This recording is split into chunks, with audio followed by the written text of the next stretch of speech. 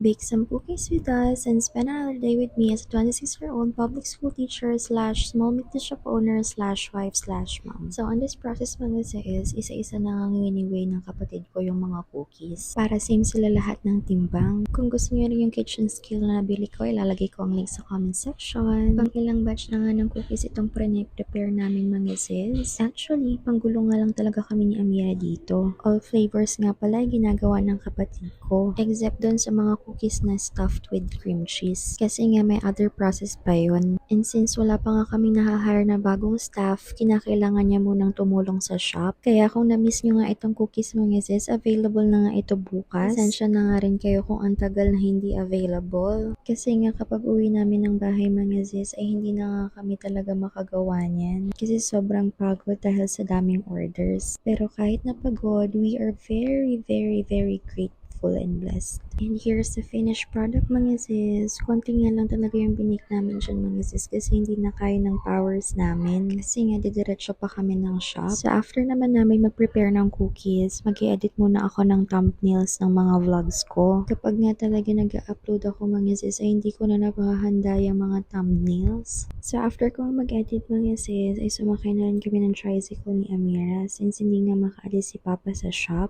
Very happy na naman nga itong si Amira kasi magkakagala na naman siya. And ayan na pala yung mga nadatnan naming customers. At syempre, mabilis ang kilos na naman ito mga sis. Actually, panggulo talaga si Amira dyan. Kung kailan nga madaming customers ay dun talaga siya nanggugulo at nanghihingi ng kung ano-ano. Kaya we are praying na yung makukuha naming staff sa susunod ay matyaga, mapagkakatiwalaan, masipag, at higit sa lahat mapalinis sa shop. So wala na nga akong clips ng iba mga sis kasi medyo magulo talaga. So since wala pa nga talaga kami mapusuan dun sa mga nag-a-apply, at habang walang pasok yung mga kapatid ko, sila muna ang tumatao sa shop at ang asawa ko. So nung kinagabihan nga mga sis, aba nagutom ang auntie ninyo at walang ibang alam kainin kundi itlog. Nakarelate din ba kayo mga mommies? Puro egg ang alam na kainin ng mga anak natin. Pero minsan napapakain ko rin naman ng ibang ulam si Amira. Idadagdag ko nga lang pala tong clips na to mga sister. Ito nga yung araw na na-hospital yung kapatid ko. Kinakailangan niyang isama ni Ara si Amira sa shop. Pero nga may isa pa kaming staff dyan mga sis. Kaya okay lang. For the kawawa nga ang baby shark namin dyan mga sis. Pero nga kahit malayo ako mga sis, ay nakikita ko pa rin sila sa shop. Super ganda nga nitong CCTV na nabili ko sa Shopee.